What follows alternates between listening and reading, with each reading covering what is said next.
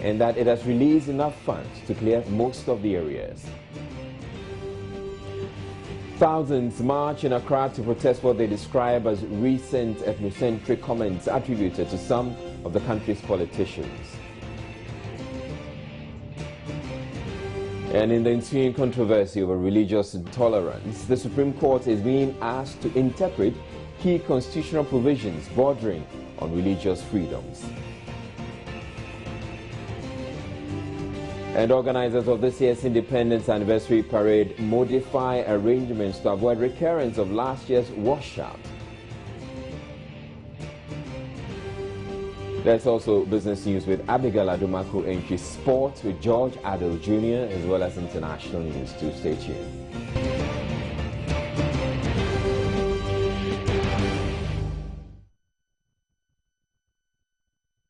In our very first story, Finance Minister Seth Terkper says government has released enough funds to settle the National Health Insurance Authority's indebtedness to service providers. The service providers are threatening to demand cash from health insurance subscribers because of their unpaid claims they say is crippling the operations. The Finance Ministry has been blamed for unduly holding on to health insurance levies due the authority. By the Finance Minister, who was responding to a question on the floor of Parliament on Wednesday, March 4, the ministry has paid all arrears up to January 2015. Finance Minister Seth Terkper says statutory payments due the National Health Insurance Scheme have been paid, adding that the releases covers all arrears from 2013 to 2014. The total amount due for transfer to the Health Insurance Fund in 2013 was 830.1 million Ghana cedis. During the year, the total amount transferred into NHIA operational accounts as current year payment was 711.5 million Ghana cedis. In addition to this, Honorable Speaker, an amount of 116.9 million Ghana cedis was also transferred to the National Health Insurance Authority as arrears from 2012. Hence, in total, an amount of 828.4 million was transferred to NHIA operational account in 2013. The response by the Finance Minister came as a shock to members of Parliament, arising out of complaints by service providers that some of them have not been paid for work done since May last year. Member of Parliament for Brekum East, Dr. Kwabnachu Nyama, who pushed the matter on the floor, demanded to know the transfers made out of the National Health Insurance Levy to address challenges facing the NHIA. The amount due for transfer into the National Health Insurance Fund for 2014, based on GRA collections and contributions from SNIT, excluding the total SNIT 2.5% amount for October, November, and December was 908.8 million Ghana cedis. A total amount of 1.06 billion Ghana cedis, including arrears of 119.2 million Ghana cedis for 2013, was paid into the NHIA operational account. But members of Parliament probed more on the payment and questioned where the money could be, since the payment is yet to reflect in the accounts of service providers who are bent on withdrawing their services to NHIS cardholders. The Honourable Minister just said that they needed 900 and something million, and that he's collected 1.1 billion. The question that the Honourable Member was asking was, what is the difference? Or is he saying that he's giving that money to them and they are not paying, or the money is sitting somewhere else? Where is the money? Is it with you, or is it with the National Health Insurance? That's the question, the simple question. If we are paid what they require, why is it that they are not paying the service providers? Honourable Minister, the Health Insurance Authority is also cracking down on officials in some of those, claims. Indeed, there was a recent publication that showed that most of the claims, are fraudulent, and therefore, as an authority, it is also taking steps to make sure that when they make the payments, they are genuine claims. If by way of claims, we are claiming less than the expected accruals, why are they not being paid? We are always being told that the Minister of Finance has not made a transfer. So, Mr. Speaker, we are asking the Minister, why is he not transferring the monies to the National Health Insurance Scheme so that providers can be paid, so that the good citizens of this country can access health care through the National Health Insurance? Meanwhile, the Ministry of Lands and Natural Resources has reviewed its tree planting target for the Savannah and transitional zones due to financial constraints. Sector Minister Ni Osamil says, though the identified areas have the highest number of fires in the country, the ministry's budget cannot adequately support the tree planting exercise, but says measures are in place to address the wildfire menace in the forest plantation reserves. He was also responding to questions in Parliament. Sitting continues on Thursday. The Ministry of Health has launched investigations into reports that authorities at the Mamobi Polyclinic turned away a nurse after she showed up for work in a hijab. Officials say a circular had been issued ordering hospital administrators to allow nurses in hijab to go about their normal duties. But the nurse in question was allegedly sent away, even though she showed the circular to her bosses. Joy News' reporter Latif Idris has been to the Mamobi Clinic and found out some interesting details about the case.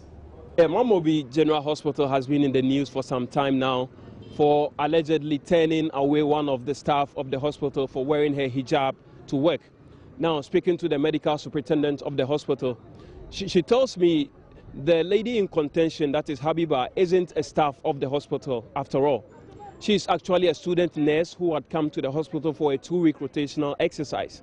Now, the medical superintendent also told me that Habiba was warned several times by the head of the psychiatric department where she used to work to stop putting on her hijab, but insisted the Ghana Health Service and the Ministry of Health had given them the green light to put on their hijabs to work. Now, the caution failed, didn't work, so they asked Habiba to go back to the General Directorate for a better clearance, because the medical superintendent here told me that they couldn't verify the authenticity of the documents Habiba showed them, so they asked her to go back to the General Directorate to seek for further clearance. Now, today Habiba isn't here. We tried speaking to her, but our effort proved futile. So we keep, following this story and get you more insight into Habiba's version of the story. From the Mamobi General Hospital, Latif Idris reporting for Joy News. And now we must point out that at the time Latif visited the Mamobi Polyclinic, at least one nurse was sighted on duty in a hijab. Indeed, you may have seen that in one of the shots as Latif was doing that story. Development, a writ has been filed at the Supreme Court requesting the top court's interpretation of key constitutional provisions on religious freedoms. The writ is under the name of Gershon Lamte of La in Accra, with the Attorney General as defendant. Among other things, the suit is seeking is an interpretation of the constitutional provisions that stipulates that Ghana is a secular state.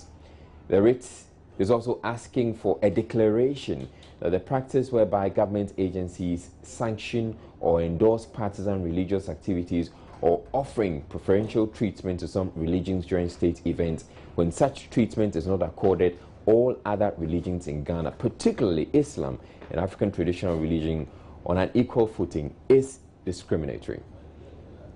Furthermore, the writ seeks a declaration that all schools in Ghana, whether private, public, or state-sponsored, except religious schools set up primarily to train students or as ministers, etc., of particular religions, have an obligation to recognize, respect, and give effect to the right of freedom of conscience, belief, and religion enshrined in the Constitution. And finally, the plaintiff wants an order of perpetual injunction restraining the Republic of Ghana, its arms of government, ministries, departments, agencies, and any private body or institution from condoning or forcing directly and constructively students of other faiths to attend or participate in partisan and sectional religious activities such as Sunday worship or morning devotion against their will and or the tenets of their faith.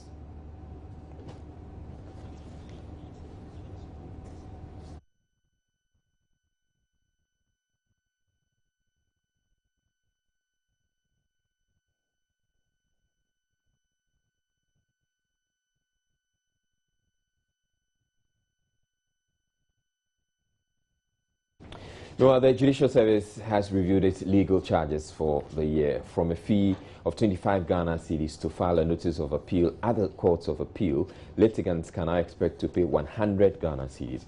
But what does the new charge mean to the education of justice in the country? I'm joined in the studio by court correspondent Ani Osabute, who will also throw more light on these new charges. Good evening to you. Good evening. And so, what are these new charges? We're hearing of this one, to file the notice of appeal, which is now 100 cedis. What are the other new charges? Okay, so let me just say, for example, that this particular fees was actually agreed on by the Rules of Court committee that was set up.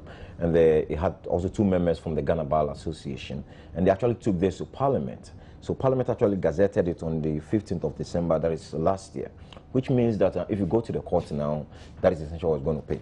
Now, they categorize them. So, for example, from the lower court through to the Supreme Court. Now, let's start from the Court of Appeals fees.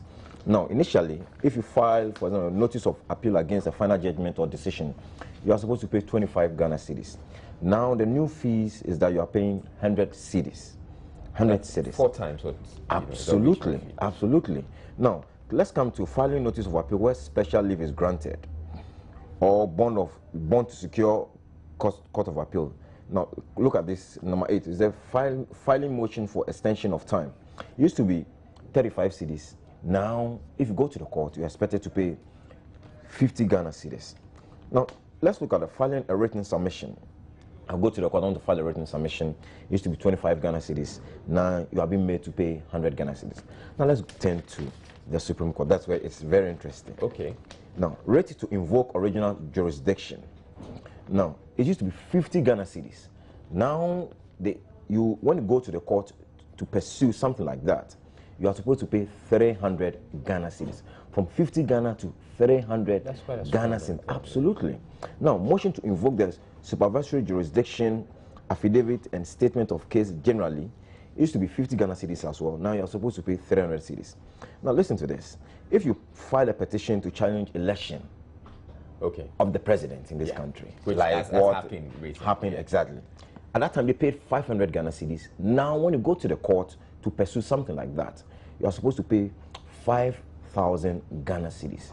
Well, it's about the electoral commissioner just telling people, if you say go to court, it's easy. Yeah, but people also looking at it in the generality of the delivery of justice. And I spoke to some lawyer before coming to the studio actually, and we're quite upset about that because they think that at the end of the day, it's the client who is going to suffer. Okay. And if the client is not in a position, then he's going to take the law into his own hands. I spoke to one particular lawyer who told me, for example, that this afternoon especially, there's a particular case that he was doing to somebody. Ordinarily, after everything, you pay like, say, 500 Ghana, that's legal fees.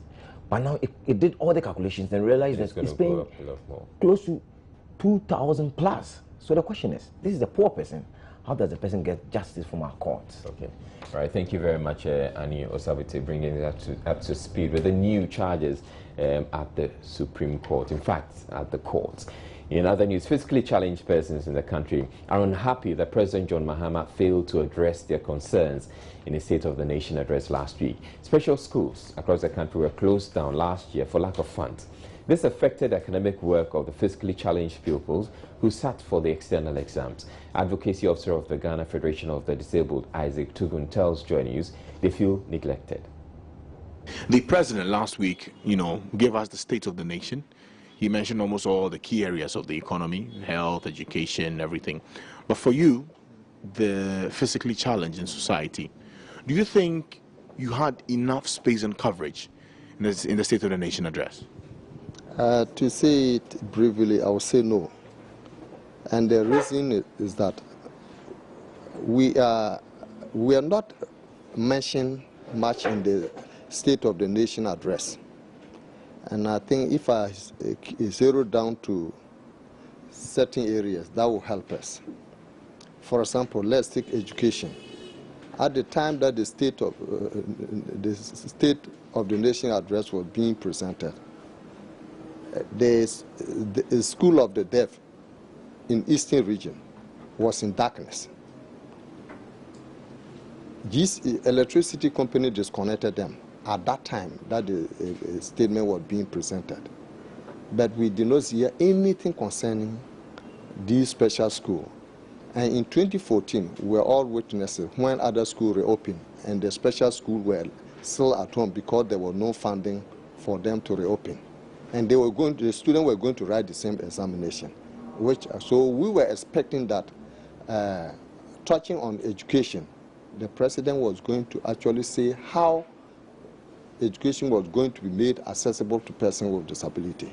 For example, we talk about distribution of 30,000 laptops, textbooks, homemade sandals, 1,000 of them, 10,000 of them, and so on. But we didn't hear anything like the provision of assistive technology for the visually impaired to also participate in education. We did not hear anything like making the educational facility accessible for children with disability to also participate in education. Now, since the announcement by the Driver Vehicle and Licensing Authority that it will no longer renew the roadworthiness of commercial vehicles that do not have seat belts, a lot of concerns have been raised about whether the directive was feasible to implement in Ghana. Drivers in Sekondi Takoradi went on a sit-down strike today to protest the policy. They only called off their action after an intervention by their mother union, the Ghana Private Road Transport Union. But there are indications the commercial drivers in the Twin City are not the only ones unhappy with the policy. Joy News reporter Matilda Wamega has been speaking to some transport operators and passengers at the Tema Station terminal here in Accra.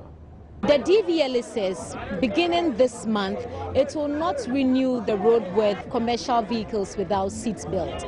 Today at Tema Station, we want to find out from the drivers and passengers what they make of this new directive and how feasible it is. So what do you know about this directive? We've heard of it.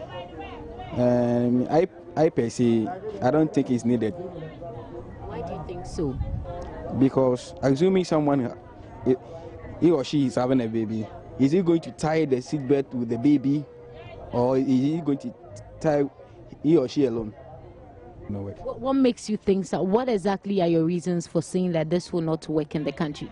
All the cars we are having as at now, it's of age. It's of age. Are they telling us to go and buy seatbelt to fix all the inside the cars?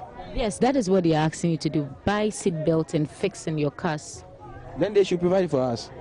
Who should provide the cars? DVLA, because we are paying roadworthy and those things, and so that we all help.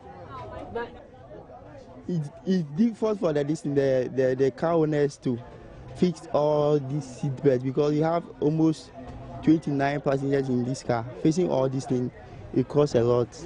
Whenever we talk to the car owner, he say it does not mean nothing because it means nothing because fixing all those things is useless for them. So they won't go in for these things. We're taking a break. We have more stories coming up thereafter. Stay tuned.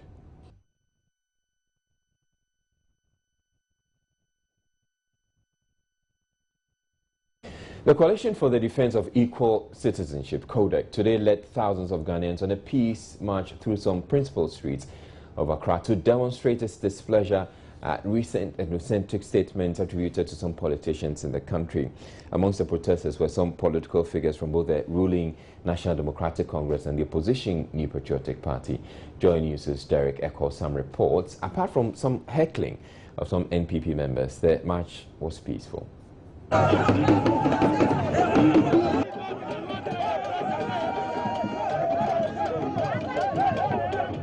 T-shirts with the inscription "One Ghana" was the main attire for the protest, led by some political bigwigs, which took off from the Obra Sports.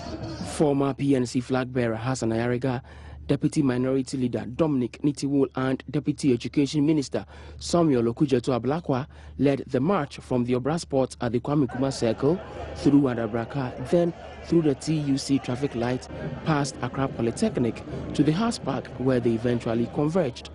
All through the route, the protesters who came from as far as Aflao and Zabzugu chanted songs of unity to express their disappointment at the bigotry that has characterized politics in the country, especially in the last few weeks.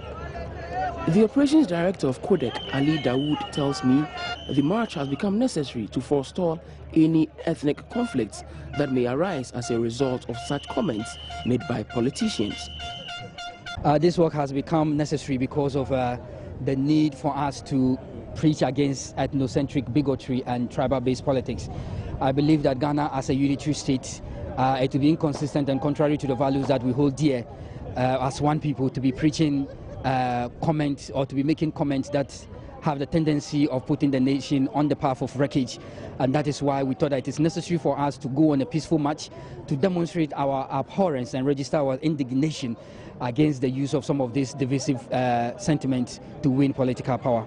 Some politicians shared why they decided to participate in the walk. In recent time, we've all heard and seen what is happening in our country with regards to tribal comments. And we think that it is necessary for us to demonstrate to Ghanaians and to appeal to Ghanaians that politics should not be tribalism. Why? Because we don't believe in tribalistic politics. We believe in one people, one nation. That the Codec initiative was a very noble one, and all well-meaning Ghanaians who have the opportunity should be able to join. And I had the opportunity, I got permission from my boss to take time off this morning to join this march, and I'm happy I'm here. I just think that any statement, whether it's from the NDC or the MPP, that seeks to be ethnic must be condemned. I condemn the president when he said that I'm a northerner, and so they should vote for him. If MPP wants northern vote, they should put by me. I condemn it. So why will someone travel from a far distance to take part in a walk like this? I joined it because of peace. We want peace. We don't want tribalist politics. That is why we joined the walk to this place. We have one Ghana, and we don't want Ghana to destroy. You see, one thing that destroys a nation is when tribalism is mixed with politics. So mixing tribalism with the heated politics of the day is a way of wanting to destroy Ghana, which we don't want that, because our forefathers sacrificed to build a nation. And we don't want to destroy it in our time. Posterity will judge us. I think that it's high time all of us see Ghana as one and tell ourselves that regardless of your political affiliation, we are one people, and that tribal politics in other countries have resulted into wars and chaos in the countries. We are pleading with them. We, the youth, are saying that Ghana belongs to us. Very soon they are going to fade away. We want them to leave a united Ghana for us. For this short notice, I was amazed.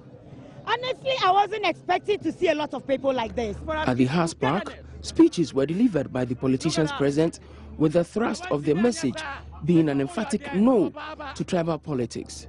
Derek Ekosam for Joy News. This is the first time I have seen the PNC, the MPP, the NDC, independent candidates, CPP, organize themselves on a demonstration against one thing. Well, some leading members of the opposition New Patriotic Party have criticized organizers of the One Ghana demonstration for failing to live up to the objective of the march. This was after they were heckled when they joined the procession. MP for Ablekuma West, Eslo Usu, told Joy News the attempts to obstruct them is ample evidence the organizers had motives other than upholding the country's unity. Anything which seeks to divide this country is wrong and should be condemned in forceful terms by everybody. We know the power of ethnic and tribal politicking to destroy communities and countries. We have several examples on the continent of Africa. We don't want that to happen here. So anything anybody says or does which has the ability or the capability of taking us down that road, is something we should all be concerned about. So when we heard that this group, Codec, was calling this demonstration to show that we are all one people with a common destiny, we thought that that was a call we could all join and add our voice to the effort to stop this canker, which has the power, ability to destroy this country. But we got there only to realize that apparently it was an NDC-sponsored demonstration, and they didn't really want other people to join them. Several of our placards were destroyed. Some were beaten with sticks. The police stood by, and eventually the youth organizer of the NDC had to come and join us and keep his people at bay. And I was like, was it a real call for all to join hands to fight against tribalism, or it was just an NDC-sponsored demonstration? How do you know it's an NDC-sponsored demonstration? We saw people singing and dancing with MPP colors, taunting us. They were taunting us once they realized that we were from the NPP, openly. Some of them, one of them actually tried to take my placard away from me and give me another one. And I said, this is significant because I am an Akan. I went to encourage Akans who were being prevented from registering in Ododiodio. I went to encourage them to register, and I was beaten up in Ododiodio. And some leaders of the MPP, NDC even said I did not have a visa to be there. I didn't realize that we had come to the point where you need a visa to visit other parts of this country. Yesterday, they were political leaders in the most populous region in the country. Today, they have no jobs. We're speaking here about the Ashanti Regional Minister Samuel Sarpong and his Deputy Joseph Yaming. The dismissal of the two men was announced Wednesday morning in a statement signed by Communications Minister Edward Omane Boama. But we're now hearing details about why they were fired. Adelaide Arthur has more.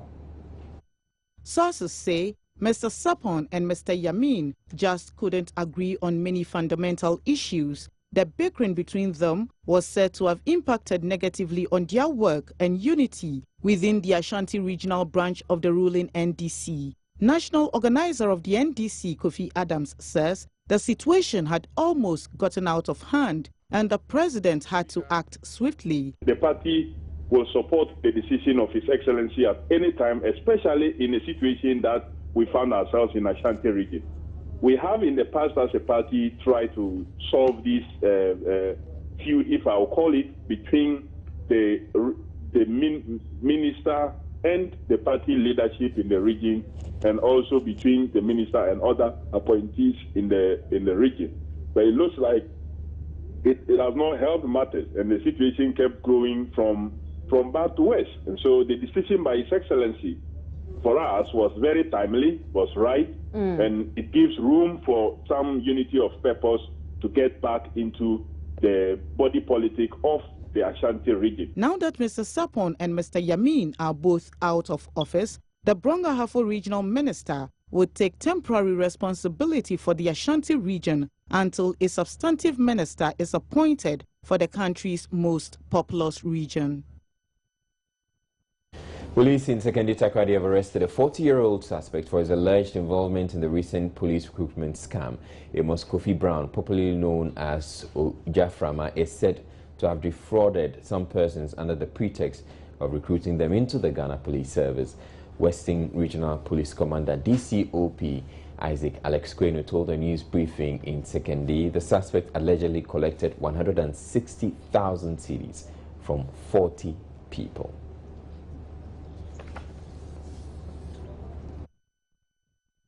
Now, this year's Independence Day parade is undergoing a major makeover after last year's event was marred by a heavy downpour which left the parade contingent, including school children and President Mahama, drenched.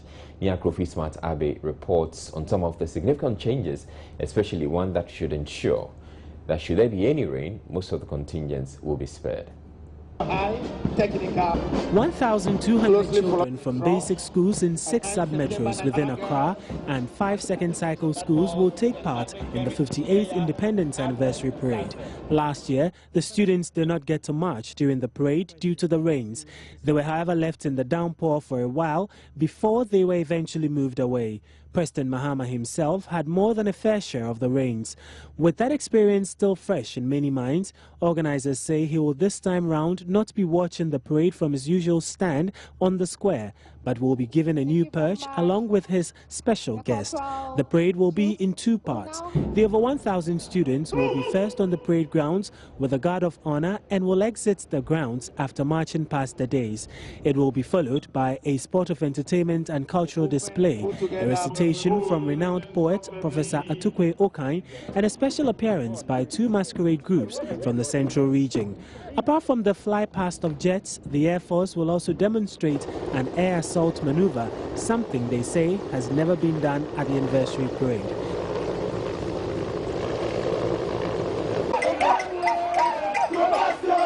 The Special Forces, who braved the rains last year, will be back again this year and will, unlike the rest of the contingents, stay on till the end of the parade. One other attraction which should delight patrons is the female dispatch riders from the police service who have been training for weeks to impress. Meanwhile, to avoid any embarrassing power outage, adequate provision has been made, a clear indication organizers of the 58th Independence Anniversary Parade are leaving nothing to chance. Nia Kofi Smatabe, Joy News, Accra. Some form of drill. In those days, the drill procedure. In related development, one of Ghana's first post-independence female parliamentarians, Lucy Enning, has condemned the 6th March parade and the fanfare that usually characterizes the Independence Day celebration. Madam Enning, who was the youngest female MP in Dr. Nkrumah's administration, says, considering the founding president's vision, the Independence Day commemorations must be an occasion for sober reflection. Lead candle light amid the encircling gloom. The night is dark. We are far from home. So we have to sit down and pray to God. We don't need, and maybe do cleaning. Environment, we need our environment clean. Why should you put soldiers and army weapons and for what? Whom are we showing up? When people are hungry. Now there's more people mad in the street than ever. Go even around the airport, the people lying, mad people all over. Look at all the children roaming about. We don't need to. We don't need to celebrate. We have to sit down and think about it, clean our environment. Gutters are still choked, Odona is still choked. We don't need to celebrate and have this fanfare.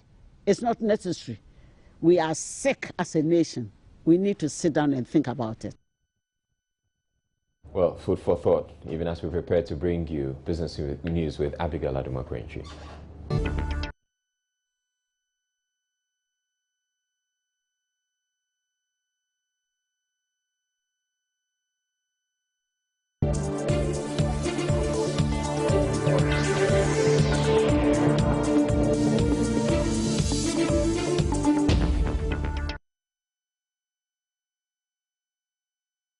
All right, Abigail Adumakwenchi joins us with the business news, still in the burgundy hair. Okay, I'm told you had quite a bit of feedback on the, on your burgundy hair. Oh yeah, it got that much attention. And a lot of admirers.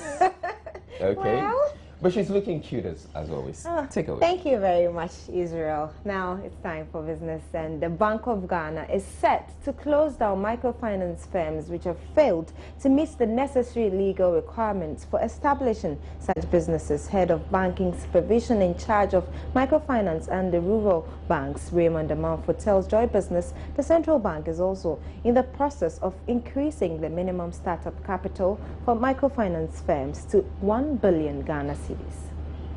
Late last year, we conducted a countrywide exercise, and we came close to about 108 of these institutions outside Accra. Even if you are presented, we are not giving you a license and you are operating, you are illegal, all the same.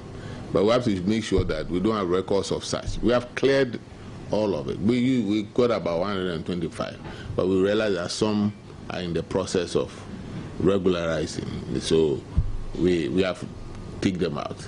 So I'm sure by close of next week we should see a list of 100 illegal institutions, where they are located and their regions, and we are going to warn the public to desist transacting business with them. And then we'll forward the list to the security agencies for them to take the necessary action. The more capital you have, the likelihood that the customer will take care of the business, because it is your money that is in it. So that also acts as some level of safety net, at least for the depositor. So definitely the capital now, as at 500, will definitely go up. Will definitely go up. What we're now doing is to work out how much will it go up. But I'm very sure that it won't go anything less than 1 million Ghana cedis. Currently it's 500. But what it means is that it is not going to affect immediately those that are in operation. Now, Deputy Communications Minister Ato Sapon says government will not extend the May 31 implementation of the Interconnect Clearinghouse system in the country, despite Parliament's call for more consultation. The Parliamentary Select Committee on Communications is asking for more time for further engagement with stakeholders in the telecommunications industry. But Ato Sapon, in an exclusive interview with Joy Business, says the consultations can take place in the 3 months leading up to the implementation date. At the moment, as we speak now, there's really no reason for any extension at the moment, okay? Because we intend to get this implemented in a couple of months' time. It's not being implemented today. So between now and when it's implemented in a couple of months, we believe that whatever consultations that needs to be undertaken will be done between now and then. Our roadmap has not changed. We can still accommodate the consultation within the time period that we have left. According to the committee, there are a number of very critical issues which stakeholders in the sector have raised in their discussions with the sector ministry, which, if not attended to, could endanger the implementation of the system. Deputy Minister for Communication Ato Sapon, however, maintains all critical issues raised by stakeholders are being looked at. Let me just say that the operators, based on their submission when we met Parliament, clearly indicated that they were not really against the Interconnect Clearinghouse. They thought that they had some genuine concerns around the introduction of the Interconnect Clearinghouse, and that those genuine concerns should be taken into consideration in our decisions and in our policy. And that's what we intend to do. The Interconnect Clearinghouse is the system where an operator is contracted to connect calls from one network to the other on behalf of the telecommunications service providers. Ghanaian company AfriWave has already been selected to manage the facility from May this year. Etonamsi, Joy News. Now to some news on rice. Ghana's self-sufficiency in rice production currently stands at about 30%, leaving a shortfall of 70%. The country is expected to produce 1.6 metric tons of rice yearly. However, only 500,000 metric tons is produced every year for the past 2 years. In an exclusive interview with Joy Business, Executive Secretary of the Ghana Rice Interprofessional Body Group, Evan Sakite, described the production level as woefully inadequate considering the high demand for rice. Etonamse has more. Ghana currently spends about $450 million annually on rice importation to augment local demand. The country's self-sufficiency in rice production stands at about 30%, leaving a shortfall of 70%. During this year's State of the Nation address, President Mahama announced production of rice locally had increased to 60%, which is 30% of the 1.3 metric tons required to meet local demand. Joy Business checks with the Ghana Rice Interprofessional Body GRIP indicates that even though the situation has improved over the years, there is still more to be done. Per the 100% that we have, if we are consuming rice, which is about 1.6 metric tons, that is the rice that we need in Ghana per last year to consume. Locally, we are producing just 30% of the 1.6 metric tons. That's about 500,000 metric tons. You understand? So if 70% is still coming outside of the country, and we have just increased our production by 60%, 60% of the 500,000 doesn't take us to 1.6 million. You get it? So although locally we are increasing our production, our demand for rice is higher. Therefore, locally we are not able to get to that mark. A visit to some of the local markets here in Accra confirmed local production is indeed inadequate, as no single stand we visited had local rice on display. This is what a trader had to say. Local rice in the body. No, foreign ones. The local rice is expensive, very expensive. Sometimes I wonder why it is that expensive, considering it is locally produced. Consumers always complain about the cost. I run at a loss each time I retail the locally produced rice. What you say? I'm on for super, but any born heading. But the problem is not only about the level of production. Packaging and certification have also been cited as a major challenge. What the intervention that we are looking at is that there's no certification process. What we import, when you look at them, the package, you will see a lot of logos on it. Rice Master, you see the standards authorities over there, their logos on them. It means that it passed through the test. But for instance, for right now, we don't have such a thing in Ghana for rice. So everybody just does what they think they know, and then after milling, they just put it in a package. That is why people don't even have expiring dates on it. People don't have the broken percentage. They don't have when it will expire and all that, because they are just doing what they think, and nobody is certifying it. The local rice industry has also suffered from high cost of inputs and production constraints, difficulties in accessing credit, and use of poor-yielding seed varieties, inappropriate agronomic practices, limited mechanization, poor processing methods, as well as poor marketing strategies, and among others. The vision of every country is to have a modernized agricultural sector to support the growth of its economy. For many, the right policy interventions are needed to address these challenges to enable the local rice industry produce enough food to feed the country or for export. Etonansi, Joy News. Now, business owners have been tasked to focus more on the agriculture, manufacture and construction sectors of the economy, which have seen some impressive growth in the last quarter of 2014. An economist, Stephen Avanyo, says the sectors have proven to have immense potential considering their performance despite the trying economic conditions. He was advising small businesses who participated in a day's business clinic organized by Union Savings and Loans here in Accra. Organizers of the business clinic said the initiative is aimed to offer help to businesses on how to maneuver through the trying economic times, having endured 2014 with its debilitating energy crisis and a depreciation of the city. As we know, one of the key challenges in the SME industry is the management capacity of entrepreneurs. And we have taken it up as a challenge to support businesses to improve on management capacity.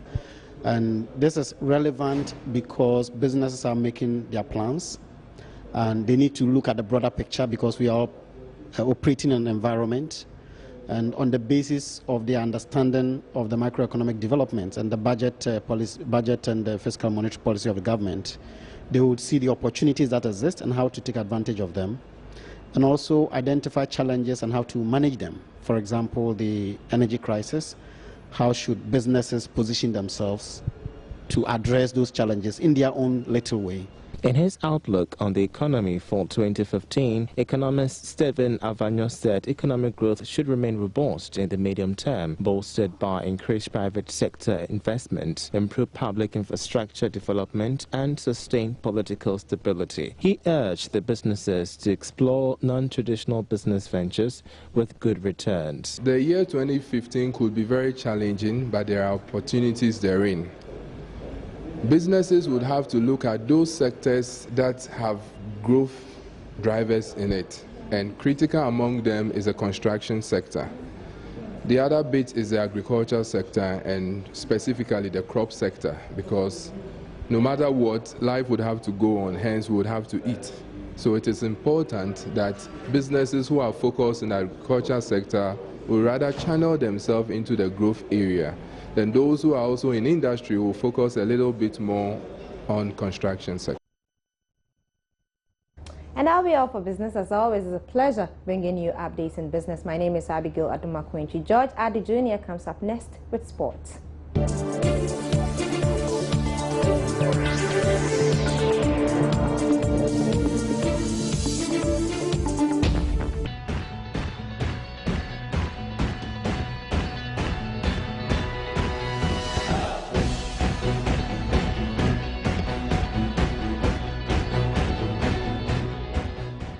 So we begin sports with beach soccer, and 3 officials and 6 players of the national beach soccer team left Accra tonight for the 2015 Powerhouse Championship scheduled to take place over the weekend in Durban, South Africa. Despite the Sports Ministry's approval of an amount of $21,000, $362 meant for participation, the Beach Soccer Association had to bend over backwards to foot the bill for the first batch of their contingent to leave Accra, in keeping with the rules of the 8-team competition.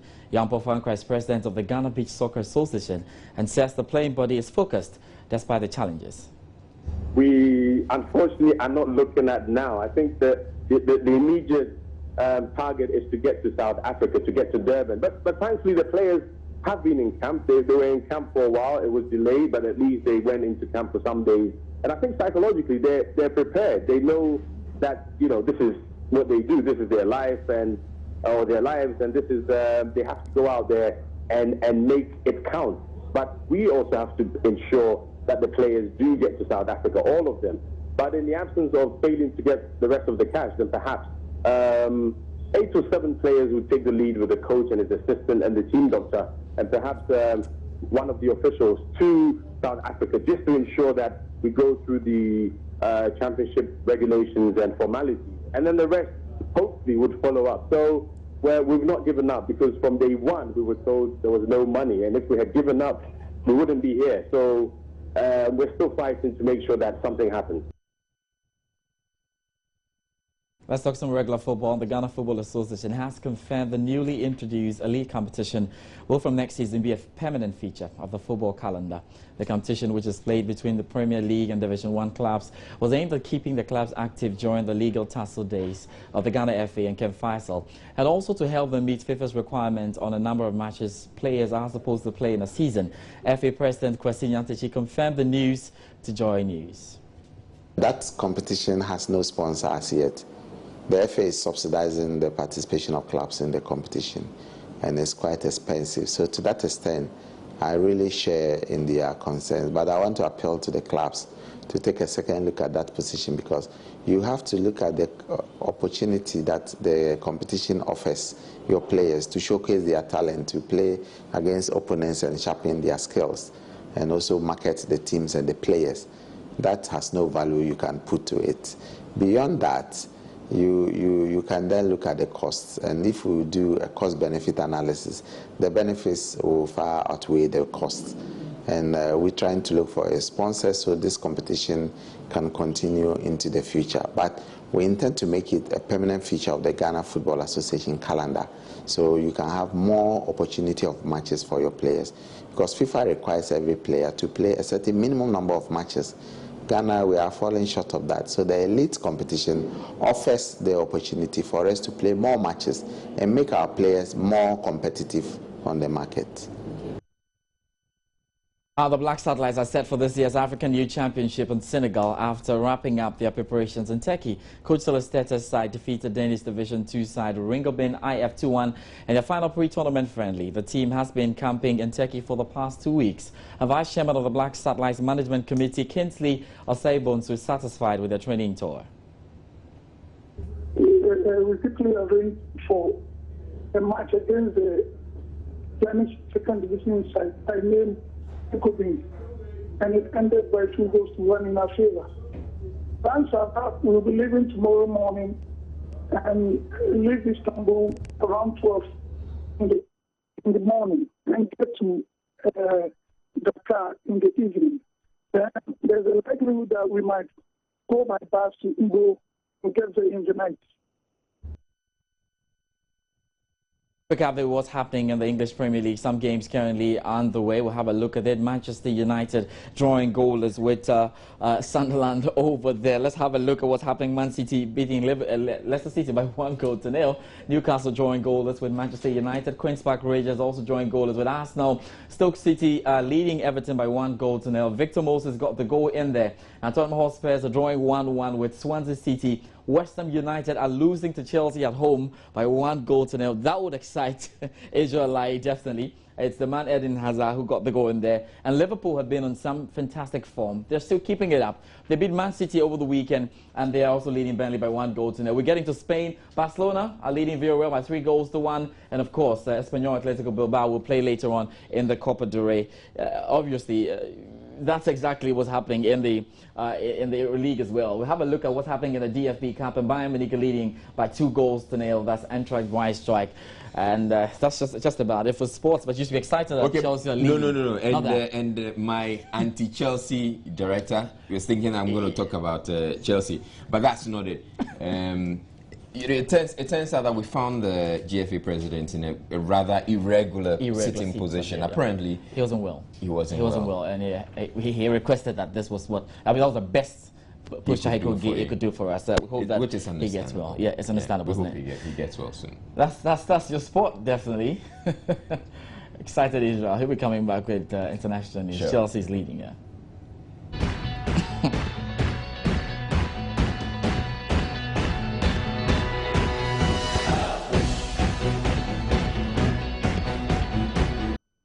Now, last December, Joy News' Upper East Region correspondent Albert Sori filed a story about a disabled university graduate who had been reduced to begging for alms on the streets. After seeing the story, an American philanthropist has offered to help Samuel Kowiage to start his own livestock farm. Albert Sori visited Samuel again at Walewale in the northern region and now reports. 29-year-old Samuel finally has a business to call his own. Though born paralyzed and confined to a wheelchair, he struggled to obtain a university degree. Despite graduating as a professional teacher from the University of Education, Winneba, Samuel found himself almost having to beg for alms in order to survive because no one was willing to employ him. When Joy News aired Samuel's story in December last year, help did not come immediately. But Upper East correspondent Albert Sori, who filed the report, went the extra mile to share the broadcast copy of Samuel's story on YouTube and also shared the link to the YouTube video on social media. This caught the attention of Michelle Magwan, an American charity worker. Michelle decided to help Samuel through Joy News. Samuel has been able to put up a structure to start his own livestock farm, as he said in Joy News report he would like to do. Came to my aid with about 1,000 Ghana cedis to start up something on my own. So I decided to pay my attention to Adric, and then I used the money to put up a housing, animal housing, and then later she sent us another amount of money which can purchase about 4 animals to put in the garage. I think the space, the animal yard is very big and it can accommodate a lot of animals. And it is my hope that many more hands will come and support Michelle to expand this project. I am looking further to employing people to work into it one day, and I'll be paying them. When Joy News visited Samuel again, he had completed his farm structure and purchased some sheep to begin with.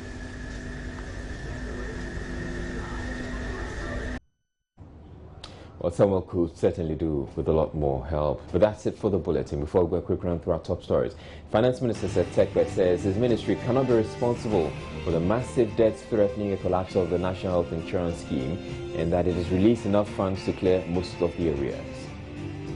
Thousands have marched in Accra to protest what they describe as recent ethnocentric comments attributed to some of the country's politicians. In ensuing controversy over religious intolerance, the Supreme Court is being asked to interpret key constitutional provisions bordering on religious freedoms. And organizers of this year's Independence Anniversary Parade have modified arrangements to avoid a recurrence of last year's washout. That'll be all for the bulletin. My name is Israel. Thank you very much for watching. Have a good evening.